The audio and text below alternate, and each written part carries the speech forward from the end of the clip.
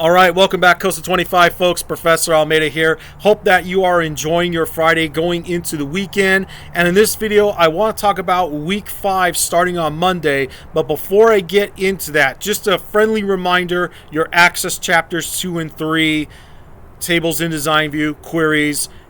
Get those training sims and projects turned in by Sunday night, folks. Don't leave easy points on the table. Speaking of training sims and projects, I want to show you this announcement here concerning training sims and specifically with chapter 3. Remember, with training sims, you get points for let me try mode. As you know, there's show me, guide me, and let me try. If you open up your training sim, you'll see a progress meter. You want to fill that progress meter to 100%. Again, these are easy points that you don't want to leave on the table. And if you scroll down in that training sim, you'll see a checklist of items. You want to complete the ones that have tasks where it reads 0 out of 1 or 0 out of 2 and so forth. Okay, the ones that say none, you don't have to worry about those. Now for the projects, remember that the guided projects literally walk you through the process of creating queries in query design, and especially working with the design grid. Now there's all sorts of different queries you're learning about in chapter 3, but if you take a look at both the guided and independent projects, it really isn't that complicated. Okay, carefully follow through the steps, double check your typing. Okay, be careful and precise, and you should do fine.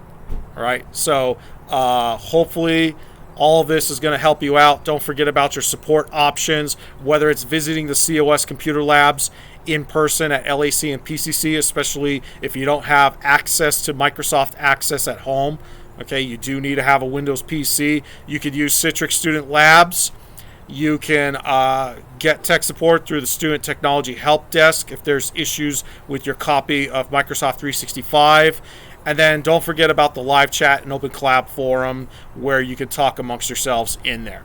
All right, let's have a look at the modules for week 5. So week 5 gets into forms and reports. Now, why would we want to create forms in Access? Well, for one thing, if we have tables with lots of records and we need to add some new records, a form is the easiest way to do that without having to mess with tables in datasheet view. Now, if you like, you could create a split form where you do have that datasheet view there, but for the most part, a simple form will more than suffice, especially if you don't want someone really messing around with your tables in Access. And you'll learn all about that there in chapter 4. And then with reports, we can generate reports from tables, from queries. Again, you'll see all of that in chapter 4, and it's pretty much the same formula again, right? You have your training sim, your guided project, and your independent project, and that's really about it, right? You know, it should be fairly predictable, at least until we start getting toward the end of the semester.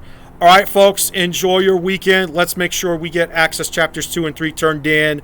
Good luck out there, and thanks for watching. We'll talk again soon.